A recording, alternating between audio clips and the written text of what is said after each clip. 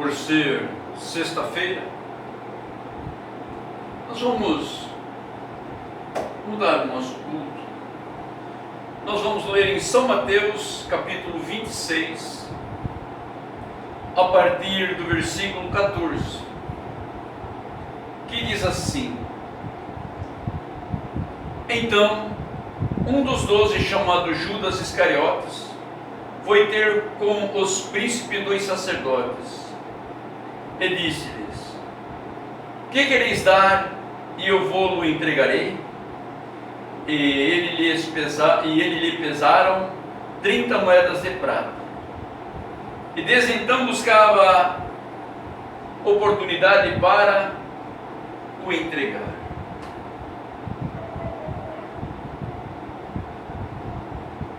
Eu acredito fielmente que não deve existir nada pior do que a traição. Quanto mais de uma pessoa íntima, na verdade, um amigo, na verdade. E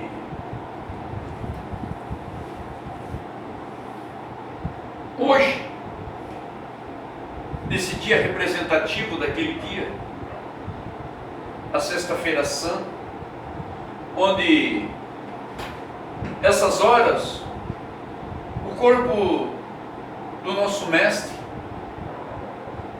repousava em um sepulcro escavado em uma pedra, em uma rocha, moído, um corpo dilacerado. Talvez não havia mais no corpo dele uma xícara de sangue. E isso tudo, irmãos, você já pensou nisso, irmão?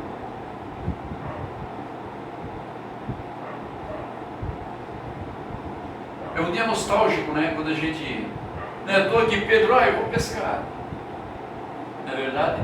Depois de ter chorado amargamente, ele estava assim, tinha muito, né? Você vê que eu morrer pelo meu filho é já, não é verdade? Agora, por um estranho, quanto mais veja apontado por todos como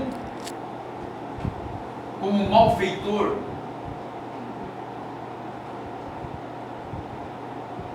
isso é... Você já pensou nisso?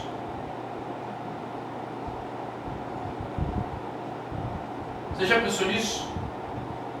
Por causa da covardia, por causa da verdade.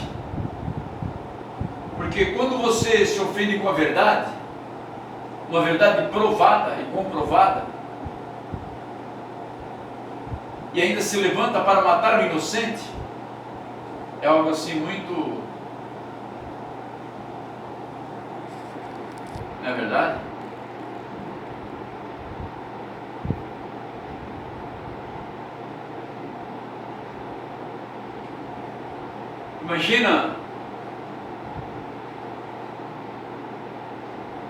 Imagina Maria, sua mãe, que hoje é tão desconsiderada, né, pelos pseudos evangélicos e cristãos, não é verdade? E idolatrada pelo romanismo católico pagão. Isso aí já é o extremo do ridículo, na verdade. Uma mulher que viveu, criou seu filho sabendo de tudo aquilo, imaginando, porque as profecias todas estavam cumprindo, e ela sabia que aquilo ali, assim como você, assim como todo ser humano, ele tem certeza de que um dia Jesus vai voltar. Por quê? Porque as profecias estão em cima, como diz, está na tampa.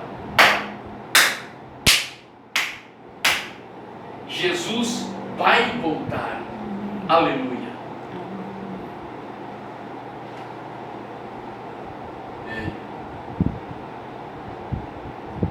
Enquanto aderem a uma hipocrisia no extremo, não, hoje não como carne.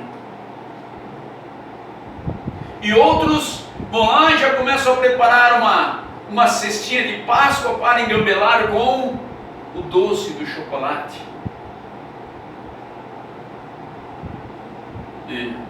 Trazendo isso para uma tradição sem mais reflexão, melhor dizendo. Sem mais reflexão. O que representou está certo, não, né? O nosso calendário está um pouco, né? Mas existiu esse dia.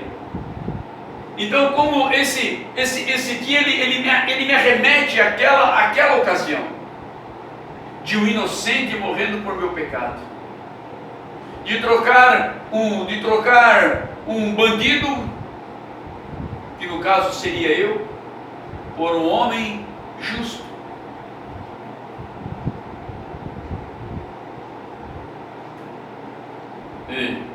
Para que este pecador, veja, não fosse uma conquista do maior inimigo de Deus, o diabo, com as suas religiões. Vocês já pensaram nisso? Vocês já pensaram nisso, que quantas pessoas, pensando estar fazendo um favor a Deus, está matando o seu próximo?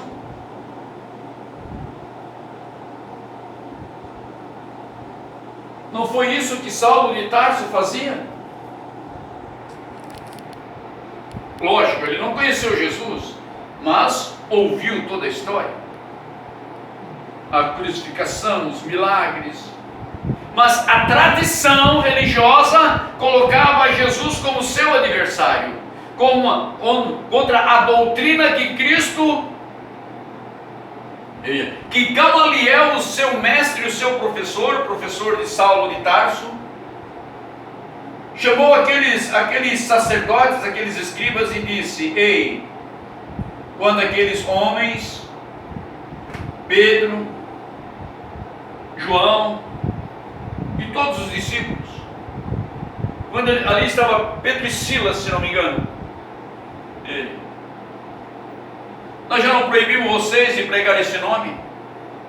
Vocês já não foram avisados?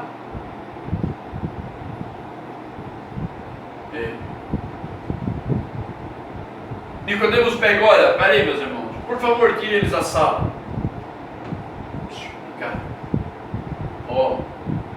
Se esse é um serviço, vocês lembram que levantou-se o tal de Teudas, o tal de Jesus, e enganou algumas pessoas e arrastou uma pequena multidão, mas depois que eles morreram, aquilo sumiu, acabou. Vamos ver de mão desses homens, deixe eles. Porque, veja, se isso for de Deus, vocês vão ser encontrados lutando contra Deus. As religiões estão lutando contra Deus. E eles defendendo, veja, os ritos, as tradições. Veja, porque a Bíblia diz que os mandamentos vieram por Deus, as leis por Moisés.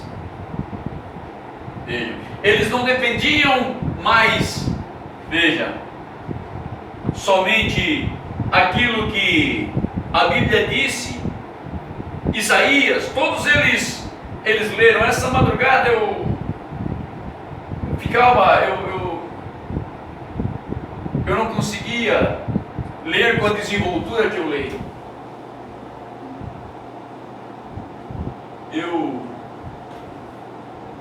Porque aquilo, irmão, é algo assim tão...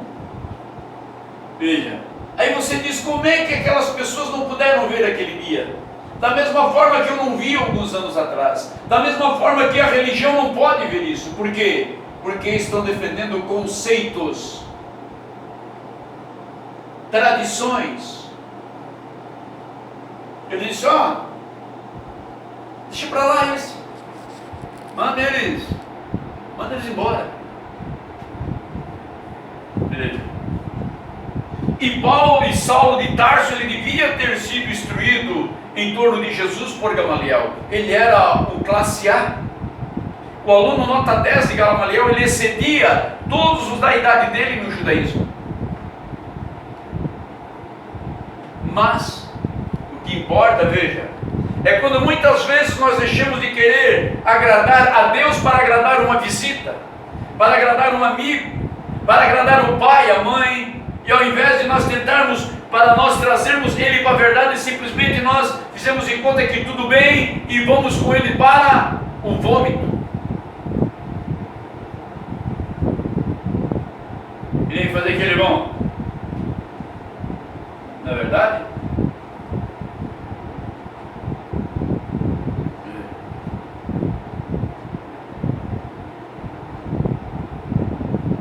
Deixa ele ir, vou embora, deixa ele ir embora.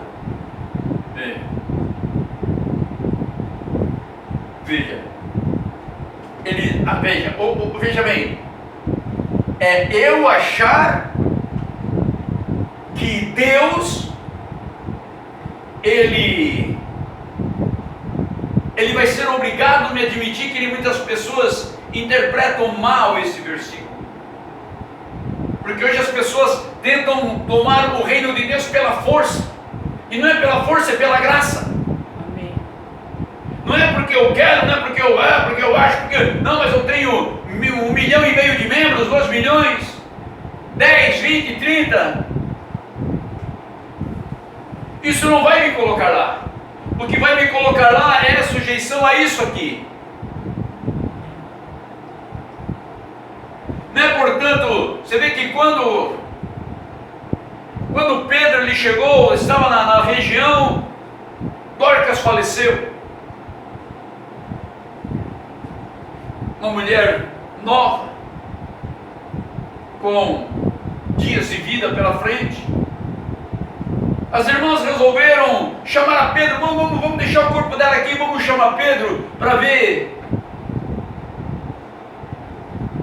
As pessoas curam com a sombra de Pedro. E quando ela chegou ali, as irmãs pegaram aquelas roupinhas. Olha, irmão Pedro, olha aquela roupa que ela fazia. Eles não deixaram, Pedro, ela ganhou a família do fulano, ela ganhou a família do ciclano, ganhou a irmã Canela de Fogo, a Sapatinho de Fogo. Não, irmão. Não é aí. Porque quando eu tento dessa forma, eu estou tentando pela força, e é pela graça, e a graça diz à mulher, cala a boca. Perdão. A Bíblia diz, a mulher fique em silêncio, não permito que a mulher ensine. Não, mas aqui pode. Não, aqui não pode. Porque a Bíblia diz que não pode. Você é diferente de Judas Iscariotes? Você é diferente de Pôncio Pilatos, um político? Hoje, nós estamos, veja, as pessoas estão sendo envolvidas por política religiosa que não é nada diferente de Judas Iscariotes, de Caifás, de Anás. Quando você deixa a doutrina dos santos apóstolos, Senhor, quem tu é? Eu sou Jesus, a quem tu persegue. Mas que quando ele viu aquele clarão, ele viu que era o Senhor. Porque quando nós colocamos a nossa mente, não lê assim, mas está pensando lá na morte da bezerra lá, né? Está lendo aqui, mas a cabeça lá, você nunca vai aprender nada. Porque você não está colocando o reino de Deus em primeiro lugar. E a Bíblia diz, buscar em primeiro lugar o reino de Deus e a sua justiça. E as demais coisas vos serão acrescentadas. Sim, mas irmão Pedro, olha as roupinhas que ela fazia, irmão Pedro. Uma família assim, uma família lá, veja, ela costurava, ela se preocupava em ficar no lugar dela, não onde não era o lugar dela, no púlpito, batendo chinela para cima e para baixo, querendo evangelizar, quando tem tantas crianças que precisam, e anciões e adultos. Aquilo comoveu o espírito que estava em Pedro, e Pedro orou e Deus trouxe ela em vida. Ei! Como nós poderemos naquele dia ser chamado de Djalma, sai para fora? Bem, vamos. Se nós não estamos nem aí com o reino de Deus, nos deixamos nos levar, pelo menos só por um ritual, dizer, vem, chega aqui, nha, nha, nha, nha. Como eu posso dizer? Eu chego aqui, nha, nha, nha. Como assim? Porque naquele dia,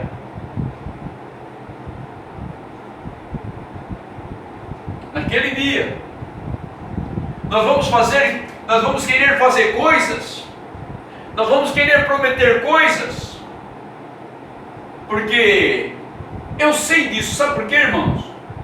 Porque eu vivi um período muito triste da minha vida, onde ninguém dava nada por mim, nem o papai. Sabe por quê? Ele disse, eu não criei filho para ser vagabundo, te vira.